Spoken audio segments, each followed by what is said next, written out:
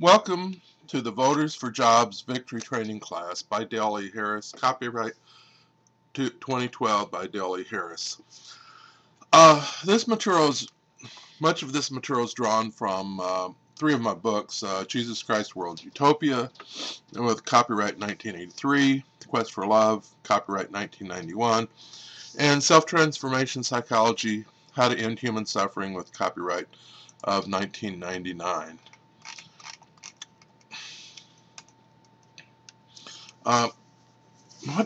What do you want from your life? Do you want to live a happier life? You want to be proud of yourself? You want to have more money? And do you love America, the 99%?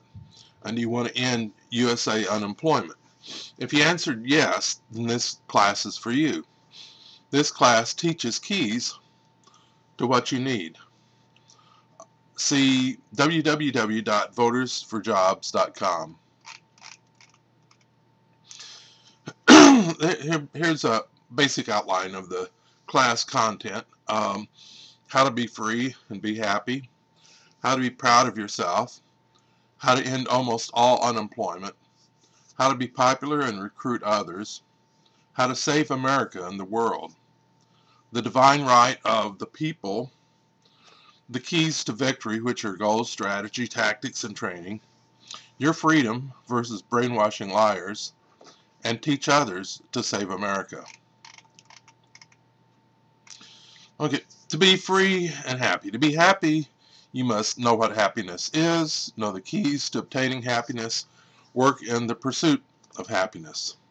To be completely free, to help yourself, you need to know what you really is. You need to base decisions on all information.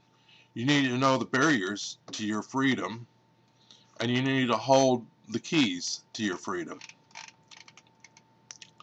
Okay. Dale E. Harris, and that's me, I'm the copyright owner of the following phrases and ideas: love happiness, freedom happiness, and pleasure happiness. It was contained in my book, The Quest for Love. Okay, basically, the three forms of happiness. Okay, pleasure happiness is the happiness of the body, and it deals with kind of the senses, and it's kind of like related to promotion of life. Everything that your body gives you positive reinforcement for doing things that supports life and avoids death. Creation. Freedom happiness is the freedom of your mind, your freedom to think and make decisions for yourself. And love happiness is actually the highest level of happiness. That's the happiness of your spirit. That's the happiness that you get from connecting to others in the universe. It's the happiness that you get from seeing happiness in others and creating happiness in others. It's the love bond creates love happiness. Okay, happiness is a state of well-being of the whole self. The body, the mind, the spirit. So to be happy, you need all three forms of happiness. The keys to obtaining happiness includes recognizing and gaining happiness opportunities, develop social and communication skills, develop happiness sharing relationships, and overcome barriers to happiness. For more information, look at my website, read my books, take my classes. Okay, for example, my website, votersforjobs.com, and my book, The Quest for Love, dealt with this. Okay, freedom happiness. Your freedom to think for yourself and form your own value beliefs based upon logical evaluation of evidence. The barrier to freedom happiness is brainwashing methods that use psychological manipulation to deny you the ability to question and change the installed value beliefs. Basically, brainwashers use certain methods to install value beliefs. Then you think they're your value beliefs when actually they're in you. They're installed in you by the brainwasher, and then you identify with them think they're yours, which creates defense mechanisms, and then you can't question. Your defense mechanisms keep you from questioning and changing the value beliefs which weren't really yours to begin with. You become a mind slave of the brainwashers. You have to have freedom to think. You need to learn how the brainwashers enslave you, how they install the value beliefs in your mind that they want to install, and make you their mind slave, and learn the freedom to think methods that allow you to question and change yourself and install the value beliefs that you want and that best serves you, rather than the brainwashers. How do brainwashers control your behavior? Okay, they use motivational psychology, can be used to install value beliefs, and I can explain how that works. Value beliefs control the causality flow from environmental triggers to response behavior. Okay, that sounds a little bit complex, but basically, whenever you're in an environment, recognizing things in the environment trigger a recognition, which causes pattern matching in your brain, in your memory, and then it follows an associated path to associate with other things, and then in particular appropriate action response. So and it's all based upon your value beliefs. As a result, your value beliefs control your behavior in any given environmental situation, and I can explain how that works. So the basics is motivations install value beliefs, and value beliefs control human behavior. Brainwashers use motivational psychology to control your value beliefs, which in turn control your human behavior. How can motivation install value beliefs? Okay, here explains how this happened, how this works. Also, I discovered and copyrighted the following ideas. This is in my book, The Quest for Love. Motivation, I said there's three primary forms of motivation: happiness, respect, and reward. And recall that I also said there's three primary forms of happiness. So happiness, respect, and reward are the motivations that are used that, kind of control people's behavior. If you're taught, for example, that accepting a value belief will gain you happiness, social acceptance, self-respect, or reward, then because you see that, because your people are controlled by motivations, then you will accept it as a part of your value belief system. Example, believing that, if you believe, like in a lot of peer pressure, if you believe that taking drugs is cool will gain you social approval in your peer group, then to be popular in school, you say, I must believe that taking drugs is cool. So basically, because of peer pressure and your desire for social approval, you accept values and beliefs that society has, so you'll fit in. So that's one example of the way motivations install value beliefs in you, where you're basically controlled by your environment and controlled by others, rather than deciding things for yourself. How do value beliefs control behavior? Okay, excuse me. A value is saying that something is good or something is bad. So the value of something. Is it good or bad for something to be true or for something to happen? A belief is an association between two different items. Like one thing is associated with the other thing, and that's how you create. You can have like chains. A is associated with B, is associated with C, etc. like that. Here's an example, and this example also shows how key phrases repeated over and over again can install value beliefs in your system and basically brainwash you and control your value beliefs and therefore your behavior. For example, the phrase tax and spend liberals, that phrase repeated enough time installs the value that taxing and spending is bad. If you do negative intonation on taxing and spending, then it installs the value taxing and spending is bad. And the phrase creates the association, or therefore the belief, that liberals tax and spend. The implication is that liberals are bad. And with that association, the implied value that liberals are bad, your resulting behavior is that when you hear a liberal talk, then you will automatically reject whatever the liberal says because they're bad, and whatever they say is bad. Therefore, why listen to them? So if a liberal says something, you'll reject whatever they say, even if the evidence proves that what they say is absolutely true. So you'll just totally reject the truth because you've been brainwashed to believe that liberals are bad, therefore everything they say is bad, therefore don't listen to them. So that's an example of how repeated brainwashing, repeated words can brainwash you and can absolutely control your behavior. Okay. To end your slavery and gain your freedom, you need to learn freedom to think methods. You need to have the courage and the strength to stand up to others and say, I'm in charge of my own mind.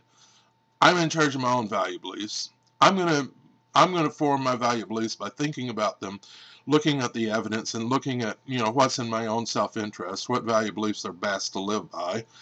And I'm not going to let somebody else brainwash my mind. My mind is my property, and I'm not going to let somebody else brainwash me and make me a mind robot or a mind zombie.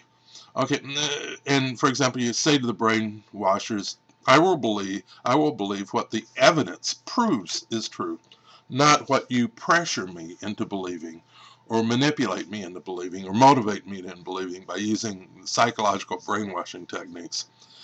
If you slander me for believing the truth, then I will get respect from myself and others, namely the others that are free thinkers. I am not your mind slave anymore. If you say something, I will ask for evidence, and I will ask, why is that true? Prove to me that it's true. I'm not going to believe it unless you give me evidence. I'm not your mind slave. You're not going to tell me to believe this. I'm going to automatically believe it. I'm free. I'm a free thinking person.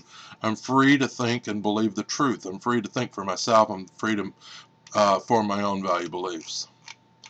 Okay, how to be proud of yourself.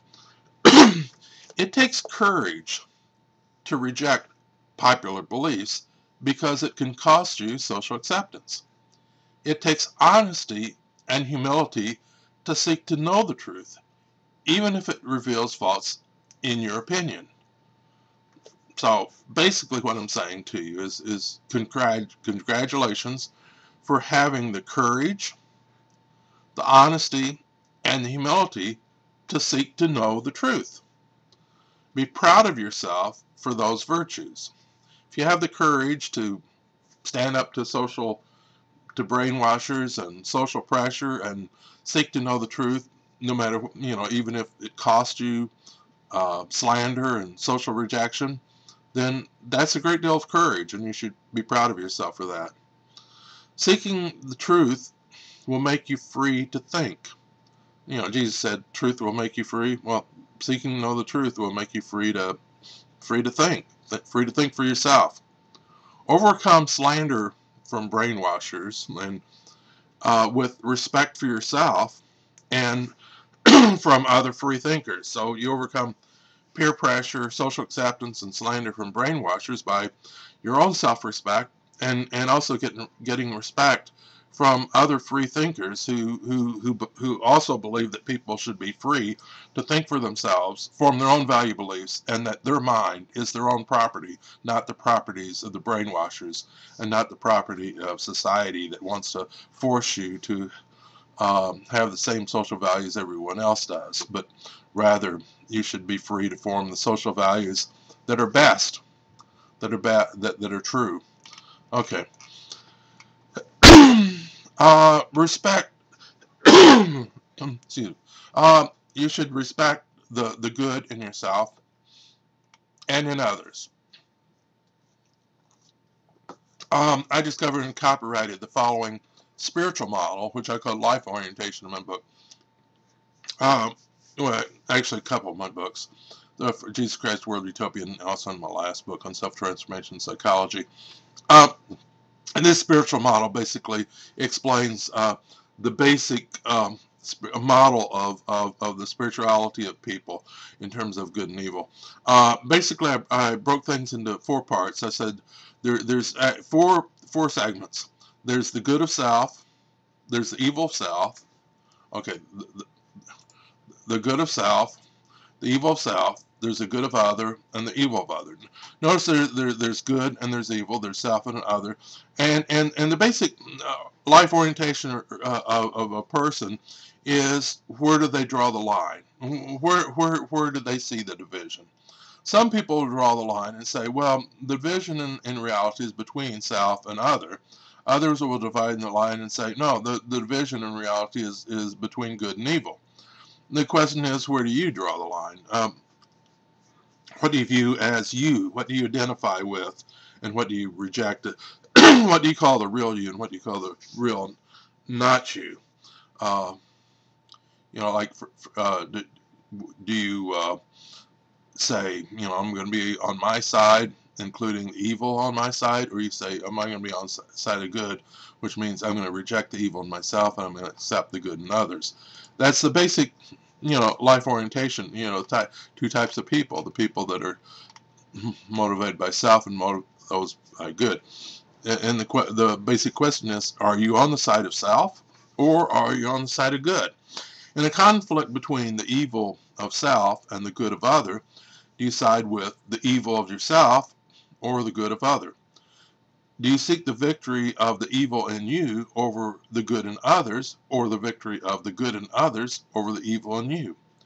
Do you seek the victory of your opinion, right or wrong, or do you seek the victory of the truth, whether it is your truth or the truth of others? Are you free to question yourself, or presumed self? And like I said, presumed self, because if someone brainwashes you and sticks value beliefs in your mind and makes you their mind slave, then your values and the values and beliefs inside your mind, which you think are yours, aren't really yours, because somebody brainwashed you and put them in there. They're not yours. And so you call it yourself, but it's not really yourself, because it was put there by somebody else. So what you believe to be yourself isn't really yourself. So here, are you free to question what you presume to be yourself in order to know the truth and become truly free? And okay, there's a spiritual transformation. People can change.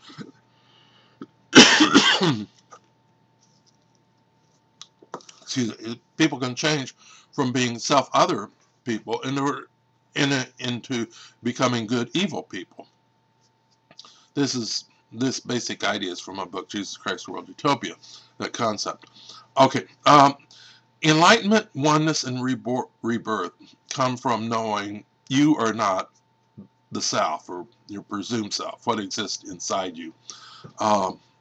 Because, like I said, it's put there by society and other people, and you haven't decided, freely. You are not the self, but rather you are the good. And I teach this in my class on self-transformation psychology and how to become a whole person, and live a happier life and stuff like that. Some of the things I teach in that class is, I teach that the cancer within you kills you, and if the cancer within you kills you, then the cancer within you isn't really you. Thus, the evil within you is destructive to you.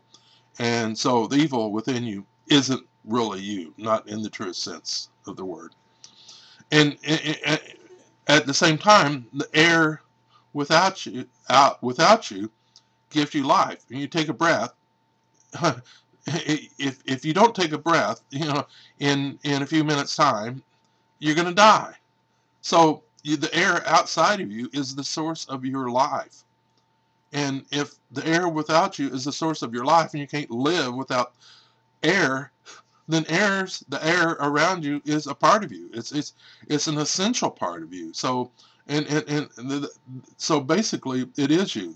The good outside of yourself, the good, what you view as the good in other, is actually a part of you. It's an essential part of you because it's an essential part of your existence and your life. Therefore, when you understand the evil within self is not you, and the good in others is you, then you realize that you are not your presumed self, but rather you are the good within and without. And that results in transformation. And I teach that in my class on self-transformation psychology, which is based on my book by the title Self-Transformation Psychology. If you make that change and you understand that and you make the change from self-other to good evil, and you're on the side of good and truth, then you have obtained enlightenment, oneness with the universe, and spiritual rebirth. Okay. How to end almost all unemployment and therefore have more money? Because if you work in almost all unemployment in America, then because the job market, the supply demand curve in America will be such that the wages will be higher, which means you'll have better chance to have better wages. Your wages will go up. In unemployment, and your wages will probably go up, basically. So not only will you be helping America, but you'll be helping yourself make more money at the same time. The way to end all unemployment, or almost all unemployment, is to discover the causes of unemployment and remove the cause of unemployment.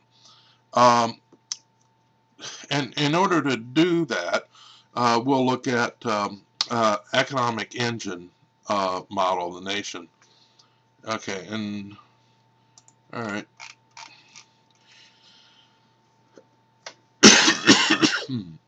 Now here's a model, economic engine of the nation. I actually have this in some of my YouTube videos, or something similar to this.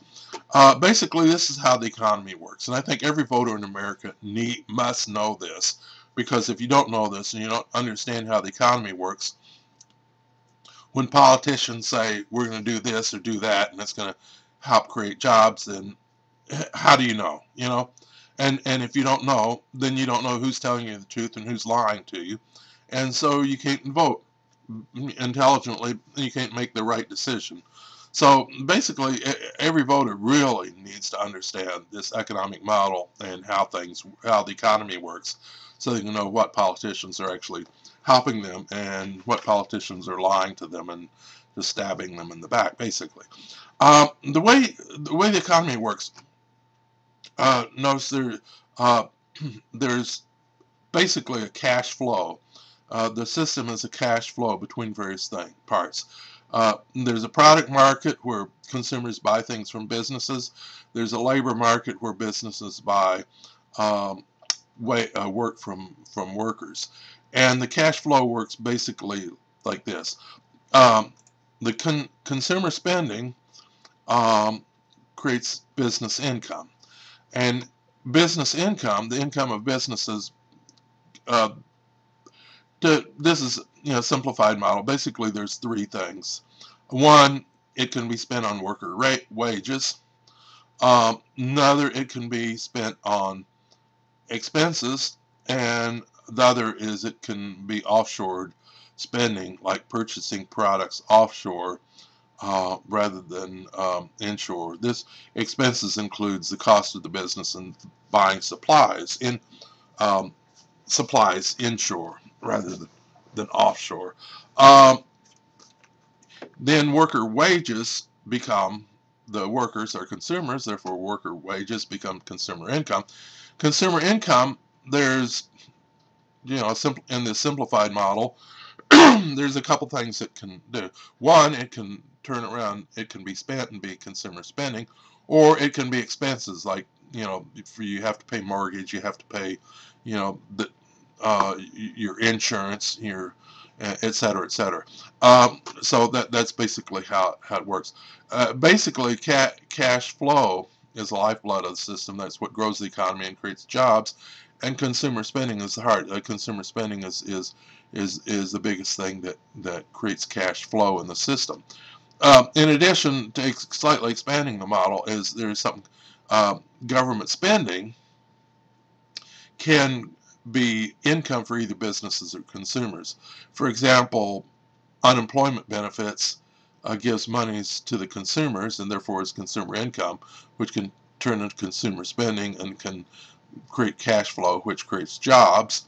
Another thing is government spending. It can spend money on um, building factories, building or lending money or financing money to build solar panel factories or windmill factories to businesses, or buying solar panels and windmills or different green energy things, and that money going to businesses becomes business income, which then again becomes part of the cash flow that creates jobs.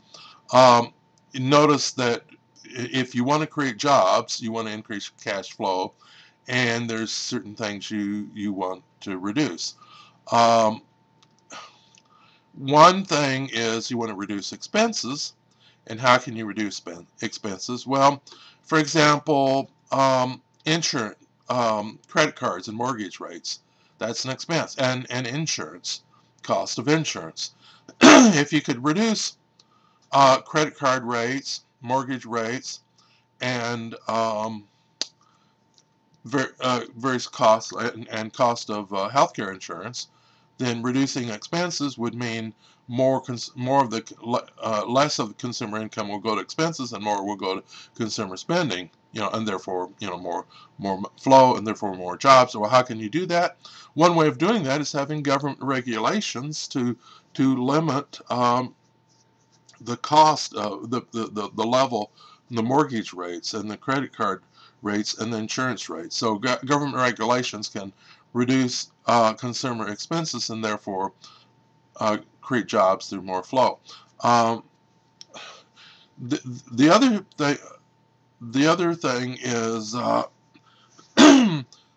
offshore. If our money goes offshore, like if you buy a product from a retailer, but the product from the retailer is made in red communist China rather than America, then most of the money will goes to China, and because the money goes to China, doesn't stay in the system, doesn't flow and create jobs.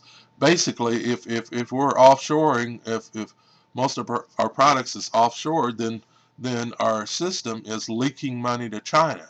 Well, if the economic ship of America is leaking money, just like if you have a ship and it has a leak in it, that ship sinks and it gets destroyed. The same way as if America's economy is leaking money to China, then our ship is sinking. And the only way to stop America's economic ship from sinking is to stop the leak, fix the leak. And the way you fix the leak is to stop offshoring jobs and make sure our products aren't made in China. We should not have our imports from China should not be any more than our factory exports to China. Otherwise, it's costing us jobs and costing our economy dearly. Okay. Some conclusions from looking at the model. Consumer protection regulations cuts consumer costs and therefore increases consumer spending, resulting in cash flow and thus more jobs. So consumer protecting regulations that results in cutting costs, insurance price, etc., that can result in more jobs. Consumer protection certain consumer protection regulations creates more jobs. Job protecting tariffs, like saying, we're going to raise the tariffs on products offshore so more people buy stuff here, that reduces offshore spending, and therefore there's more worker wages and more jobs. In addition, macroeconomic democracy is like if the people ruled the economy, ruled the economic decisions, then the people would say, let's have more job-creating government spending. That is government spending that feeds income to businesses, income to individuals, that increases cash flow and creates more jobs. So macroeconomic democracy, where the people are in charge of the level of job-creating government spending, the people would say, let's have more job-creating government spending, because the more job-creating government spending we have, the more jobs there are, and the wealthier that the poor and middle class will be, because you'll have more cash flow and more jobs. So the people would, the people are smart and intelligent. They would demand job-creating government spending. And if you had macroeconomic democracy where the people were in charge, if they were in charge and intelligent, then they would demand more. Okay. Um, Evidence has proven, okay, if we look at our experiences in recent history, we can see that evidence has proven that lack of regulations causes a multi-trillion-dollar economic meltdown and the Great Recession. The Great Recession that started under George Bush and continued under first part of Obama's term was created by lack of regulations. So lack of regulations destroys the economy. Free trade caused the offshoring of 5 million factory jobs. This is government statistics shows this over a period of since Bill Clinton. If you look at government statistics, it shows this, that we lost 5 million factory jobs from free trade. And also, since every factory jobs creates 4 or 5 other jobs, it actually destroyed 20 million other jobs, and therefore free trade has destroyed 25 million American jobs. Free trade destroys jobs. Free trade destroyed 25 million American jobs.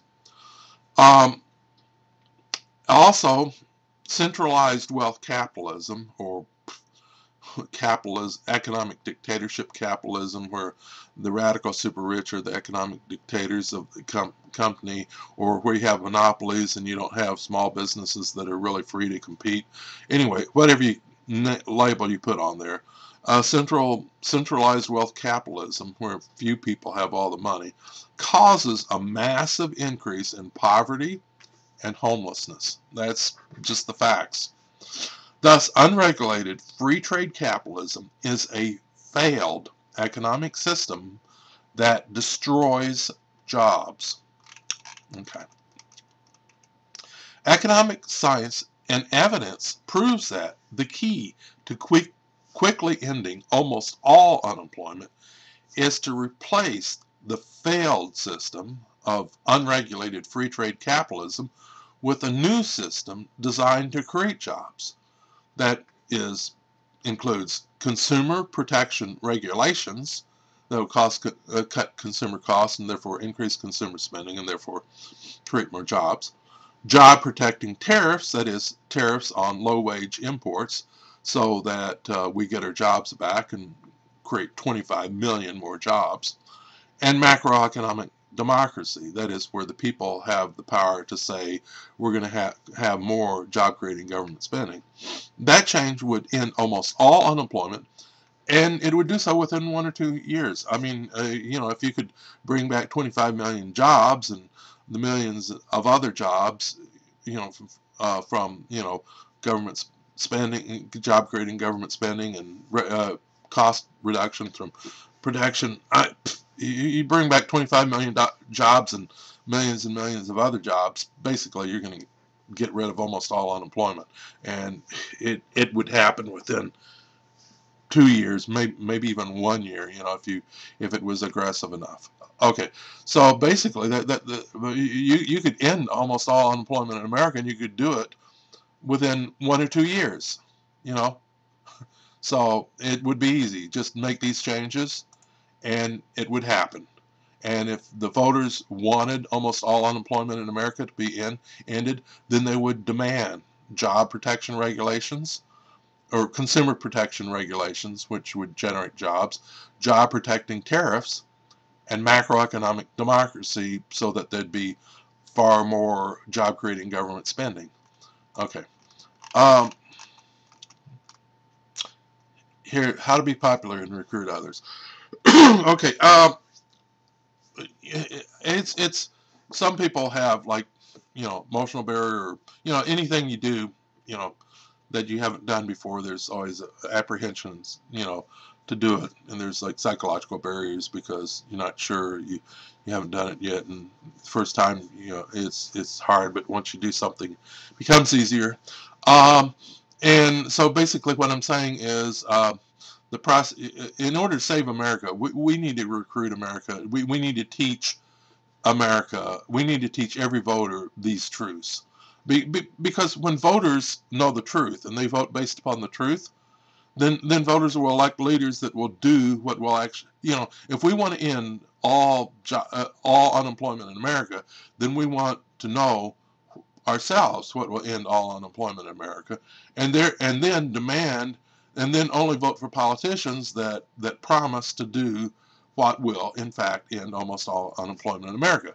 If we know that the way to end all unemployment in America is with consumer protection regulations, job protecting tariffs, and job creating government spending, then we will demand that politicians running for office promise to do those things, and therefore we will elect those politicians, and therefore those things will happen. Therefore, all unemployment will end within a couple of years.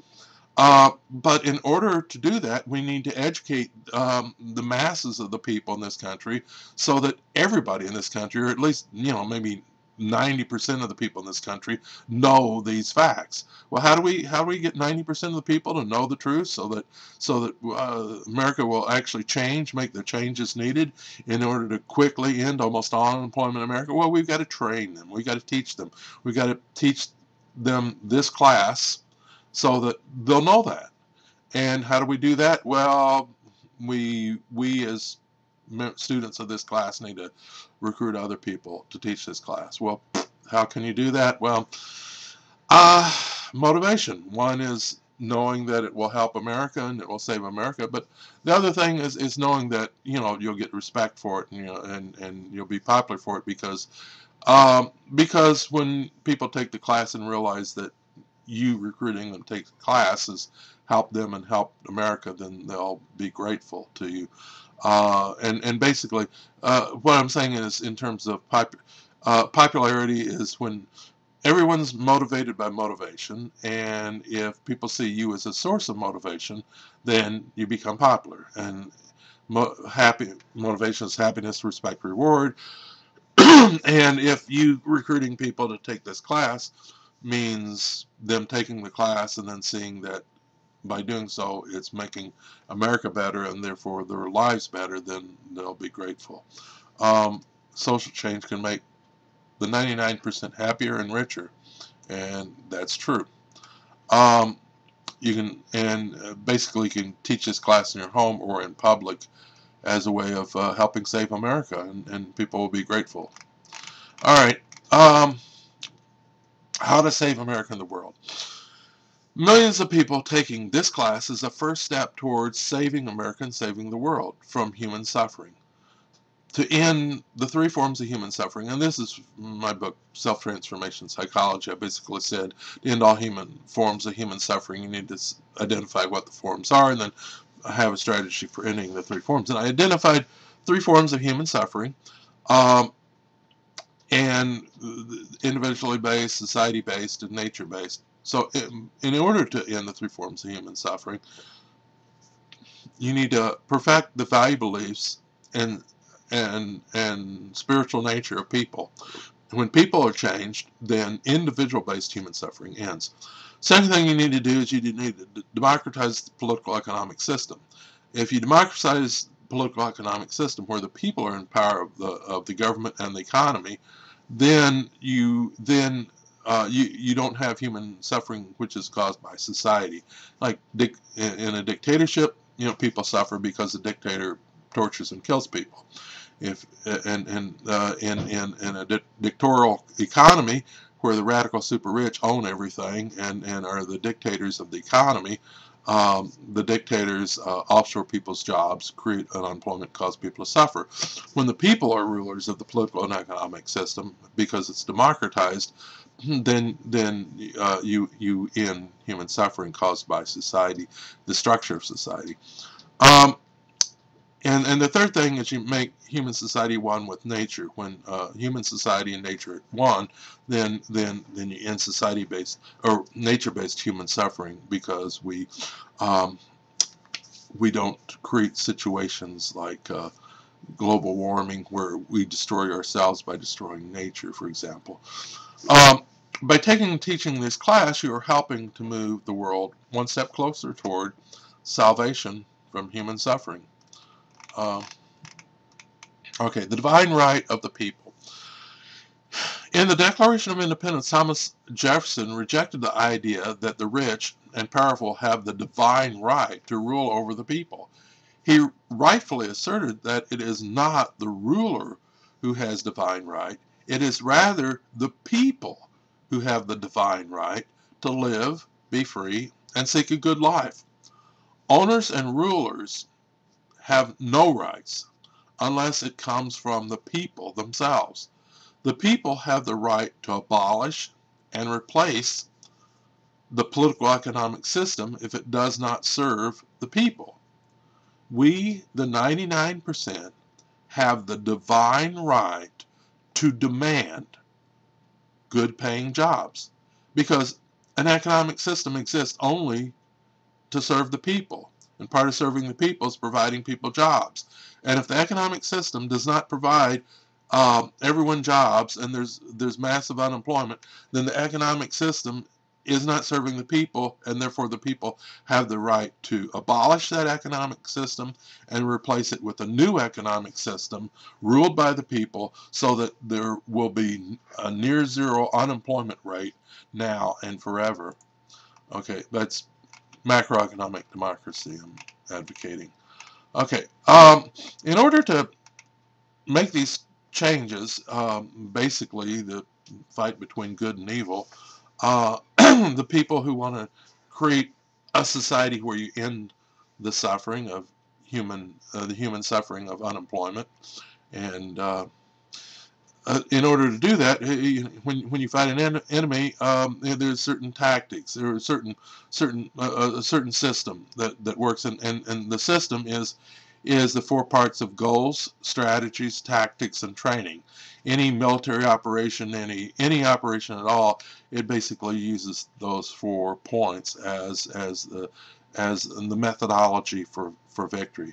Um, you may want to go to my webpage, www.votersforjobs.com/votersforjobs.htm, and I think another one of the pages at my webpage talks about goal, strategies, tactics, and training, and how we can win, for how the 99% can have victory over the radical super rich economic dictators. And the victory method includes the following, and this is in any endeavor. Basically, you select your major goals from goal opportunities. Recognize goal opportunities. You select the goals based upon what's achievable. Second, you plan strategies for the goal achievement. Um, and you develop tactics for threats and opportunities. You have a tactic saying, well, if this happens, then that's what I do. If some, it's kind of like fighting techniques, martial arts, or debate tactics. Fighting one way or another, whether it's physical fighting or verbal fighting or whatever. If someone attacks you, and accuses you or whatever, how can you counter? How can you counter that? So tactics, for whatever happens in the situation. And the fourth is to train members on methods for victory, methods of, goals, to concentrate on achievable goals, to concentrate on strategies to use, tactics to use, and train members, and recruit a large army, recruit enough people by taking this class, or or basically the Occupy Wall Street 99% movement itself, or whatever. You get a large enough army, and if they're trained in the right methodology, then you can have victory. And basically, this is a dynamic, innovative process because things change, and as goal opportunities change, you change the goals. Strategies, tactics, it has to be dynamic. You adjust to the environmental conditions, and good execution leads to victory. Basically, for victory, we need to think outside the box, not just the old strategy that is kind of a losing strategy is, oh, if one party wants to win the election, then they need to turn out the base and maybe win some independents. Turn out the base and win some independents. Well, we need to expand. We need to think outside the box. Yeah, not just win independence, but win the other people's people. Recruit them. Recruit the other army to be on your side.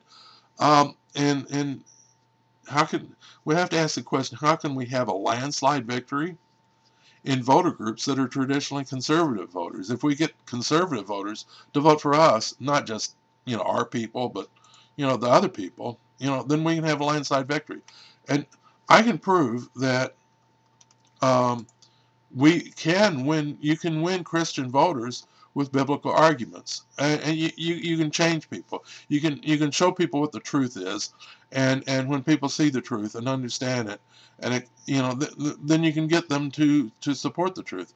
And if you use the Bible, Christians are supposed to be living by what Jesus taught, what the Bible taught.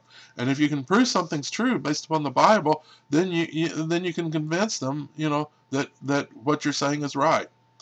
You can also win southern states on southern issues, because southern states, even though traditionally they'll vote a certain way, if you make them understand that what you're saying is in their interest as voters and it will help them, and if they think about it, then they'll vote in the way that's going to help the 99%, because the people in the South there's more in the 99% per population in the South than there is in the North. So if you make them understand that, then they'll vote with the 99% because they are part of the 99%.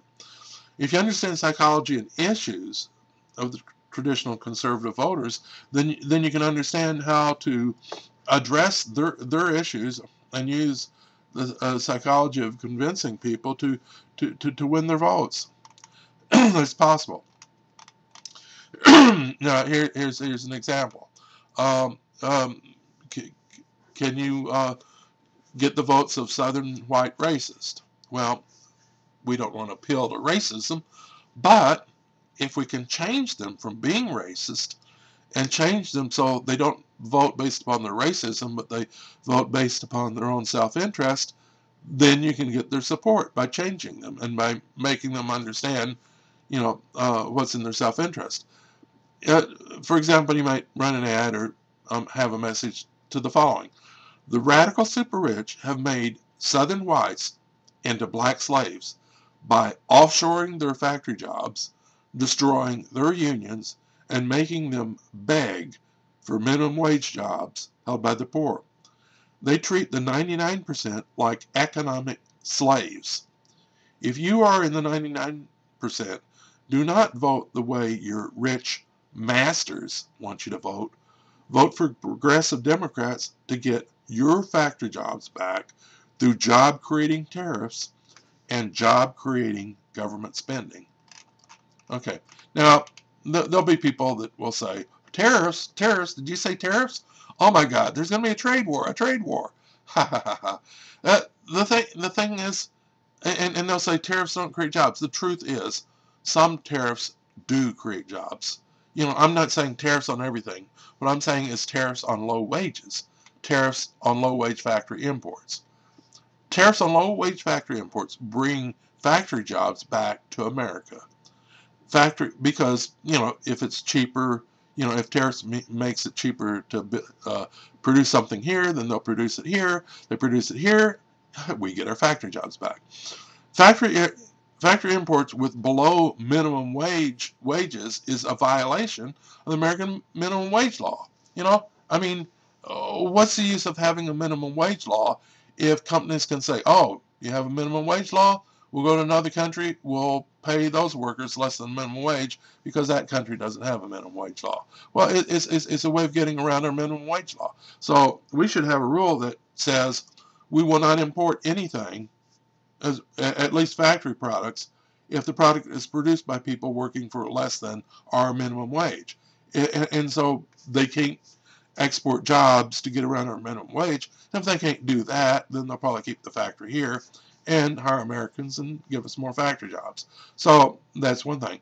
We should ban all factory imports produced by wages that are less than our minimum wage. We should also highly tax all factory imports produced by wages under union factory wages. That would bring back the 5 million offshore factory jobs, 20 million related jobs, and restore 25 million American jobs. Imagine, bring back 25 million jobs. How much unemployment would that end? Think about that. So yeah, tariffs on low wage imports would create 25 million American jobs. And all these people saying, oh, we're going to have trade war, we're going to have trade war.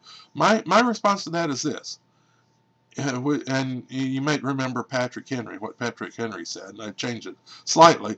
And what I say is, men cry, trade peace, but the one-sided slave wage trade war has already begun. Okay. Okay, here's another example. Here's a message to Christian voters. If you want to get Christian voters to understand the truth, basically, the radical super rich own millionaire TV preachers. Millionaire TV preachers are millionaires because they're being paid, and therefore they work for the rich people. They don't work for God. They're paid by the rich to brainwash people. Okay, anyway. Message to Christian voters. Jesus said you cannot serve God and money. Matthew 6:24. Do Republicans serve money or God? What do you think? Jesus said to pay taxes. Mark 12:17. And the rich should provide for the poor. Luke 18:22. Do Republicans follow Jesus and raise taxes on the super rich in order to provide for the poor? Jesus said we must provide food, housing, and health care to the poor. Matthew 25:31 through 46. And if you haven't read Matthew 25:31 through 46, or some of these other verses, you might want to do so and read it very carefully, and you'll see. If you want to know what the truth is, as far as what Jesus really taught, then read what Jesus really taught, not what what you might think. But Matthew 25:31 through 46. We should make sure that every Christian in America reads those verses, fully understands those verses. And if you do, Jesus was advocating people go to heaven or hell based upon do they support or oppose food, housing, and health care to the poor. It's read it. Do Republicans support universal health care, which Jesus would advocate based upon what is taught? Be honest with yourself. Which political party is the real party of values taught by Jesus? If you follow the teachings of Jesus, then you will elect progressive Democrats. I mean, it's obvious if you read the Bible. If you read what Jesus said, then it's obvious. If you follow what Jesus Christ said, then you will elect progressive Democrats. Okay. Your freedom versus brainwashing liars. The radical super rich use brainwashing methods to control the value beliefs of votes of voters. To have freedom to think and help others to have freedom to think, do the following. Expose the brainwashing lies, use deep brainwashing methods and the truth, prove their lies to be wrong with evidence, counter false talking points with the truth, counter false word associations with the truth, and free mind slaves by ending their psychological dependence on social approval of brainwashers. Okay, here's an example. An example is you might hear the phrase, "Liberals are working to destroy America." In response, we should say, shame on them for being liars. The truth is that anti-American conservatives offshore American jobs to destroy America. The truth is that patriotic liberals are fighting to raise tariffs and take our factory jobs back and save America from unemployment. Patriotic liberals save America. Anti-American conservatives destroy America. Okay, another example. You might hear the phrase, "tax and spend liberals." In response we say taxing and spending may be good or it may be bad. Tax and spend conservatives are bad because they tax the middle class more and they spend on corporate welfare for the super rich, like billions of dollars given away to super rich oil companies and, tax loopholes for the super rich. So they're bad. They're tax and spend conservatives are bad because they spend on things that aren't helping the middle class.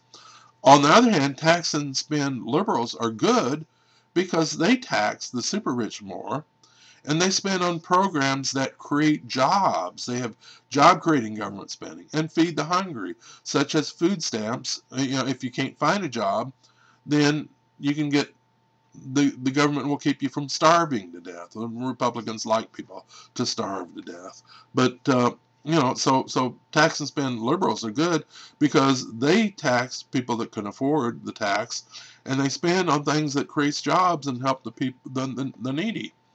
Anti-jobs conservatives are bad because they oppose government spending that creates jobs. Okay. I mean, if people just think about it, it's obvious. It should be obvious, but they've got to overcome the brainwashing. Um, okay. They say also you might hear in a conversation from people that's watched too much of the radical super rich media. You might hear the phrase, "You liberals." You ever hear that? Anyway, if you hear that, uh, and that's using intonation as a brainwashing method.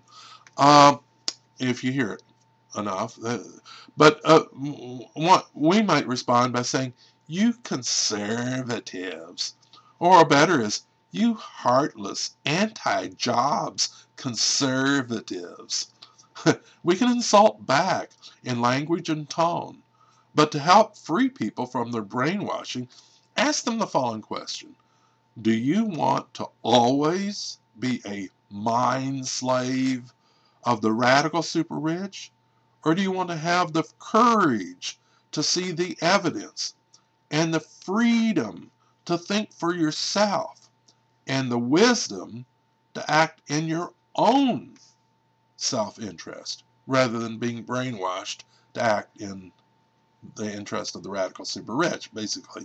So you want to have, you want to see the evidence, you want to know the truth, you want to act in your own self-interest, do you want to be free? Do you want to be free to think? I mean, if you do, then get rid of your brainwashing. Ask, reject false beliefs. Look at the evidence. Be free to think for yourself. Have a mind. It's your mind. Say, "This is my mind. I will form my own value beliefs because I'll look at the evidence. And I'll form opinions based upon what the evidence says is true." You got to help them overcome their brainwashing. Make them so they're not zombie mind slaves anymore. I mean, I feel sorry for them. They're zombie mind slaves. Walking around, they don't do what they want to do. They do what they've been programmed to do. Like little robots, walking around in circles. "Oh, radical super rich told me to do this, so I got to do this." Sorry. Okay. Teach others to save America. To end almost all unemployment, we need regulations, tariffs, and government spending. To get that, America must change from an economic dictatorship of the radical super rich to an economic democracy of the 99%. We must have a landslide victory of candidates who serve the 99%. That requires teaching mind slaves of the radical super rich to become free thinkers who help elect servants of the 99%. By recruiting others to take this class, you can help save America from unemployment. Um, Electing progressive Democrats is not really enough. As experience has shown us, is we had a landslide victory for the Democrats, not all being progressive, unfortunately. They had 60 senators. They should have been able to override the filibuster, but they couldn't because some of the Democrats voted with the Republicans, and they so much should have happened, but it didn't. So electing the progressive Democrats isn't enough. Maybe if all 60 Democrats in the Senate were progressive, maybe it would have been. Who knows? But it's not enough just to elect progressive Democrats. The people must organize and demand real change. To quickly end almost all unemployment in America, 50 million Americans must demand the following. And not only elect politicians, but once they're elected, say, okay, you're in office, this is what we want you to do this, or we're going to kick you out, replace you with somebody else. And these are the things that we must demand that the people in Congress and the Senate and the President do. We must demand this. And that's the only way we're going to get it done, is if we organize massive numbers and demand these things. But we demand a Dwight D. Eisenhower income tax on the super rich of 91%. Under Dwight D. Eisenhower, the income tax rate on the super rich was 91%. We should also include and say, well, we also want a capital gains inheritance tax on the super rich of 70%. Okay. In addition, we want a 2,000% tax on China factory imports. That's to reflect the ratio of fair union factory wages versus the China slave wages. If you look at that ratio, it's kind of like, well, look at that ratio of union wages to slave wages and say, well, that's what the percentage is going to be on imports. We probably should ban it, but if we don't ban it, then it should be a 2,000% tariff. Okay, 3, massive job creating. Oh, by the way, if China wants to import stuff from us, then let them pay their factory workers $20 an hour. If they pay the factory workers $20 an hour, no more tariff. Okay, it's just job protecting tariffs. Okay, 3, massive job-creating government spending on green energy, windmills, solar panels, biofuel, etc. 4th, pipe Mississippi water to drought farmland. The drought is caused by global warming, despite the lies of certain people. And the people of the South are suffering from the drought. The people from the South are suffering from the drought, and Republicans are rejecting the idea of global warming. If I lived in the South and I knew that the Republican Party was destroying the South with a drought caused by global warming, and the Republicans are opposed to doing anything about it, every voter in the South should be kicking every Republican out of office because the Republicans are destroying the South with a drought. I mean, if I was in the South, I would be so angry at the Republican Party for destroying the South with a drought. And we can save the South by piping water from the Mississippi to drought farmland. But in order to do that, we need to raise taxes on the super rich to pay for building a water pipeline to those drought farmland to save the family farms that are suffering from the drought. If I was in the South and I was a farmer, I would demand raising taxes on the super rich to build water pipelines to save my farm and to save the lives of my family. So the people in the South need to demand these changes, and they need to kick every Republican out of office if they cared about themselves and their family more than they cared about the radical super rich who brainwashed them. Okay, 5, in the Senate filibuster. That way you don't have people paid off by being bribe money to filibuster things that would help the people. Okay, the radical super rich can spend billions to brainwash mind slaves to blindly believe and do what they are told to believe and do. But we have grassroots efforts, and to have millions take this de-brainwashing class to give students the freedom to think for themselves and demand evidence when they're told something. Grassroots efforts to teach this class to 50 million voters and can defeat economic dictator brainwashers. If people are taught to think for themselves, understand how motivational psychology can install value beliefs and how to overcome that by saying, my value beliefs are mine, I'll form them myself. If you tell me something, then I'll demand that you show me the evidence. If people are free to think, then they can't be brainwashed by billions of dollars in TV ads. They'll be free to think, and they can't be brainwashed. They'll be free from brainwashing. When enough voters have the freedom to think, the people will be the new rulers of America.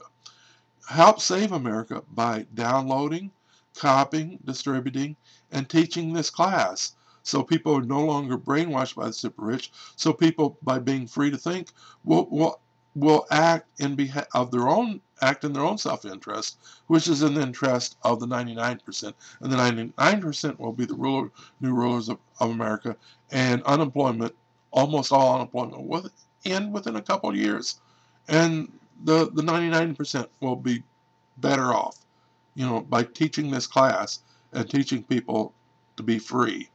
Freedom to think. You might want to go to my website, www.votersforjesus.com. I'm sorry. Yeah, votersforjesus.com/voter. I'm not Jesus. I'm sorry. That's my other website. www.votersforjobs.com/votersforjobs.htm. I'll explain downloading, copy, and distributing there. And basically that's it. And I hope you enjoyed the class. And thank you very much.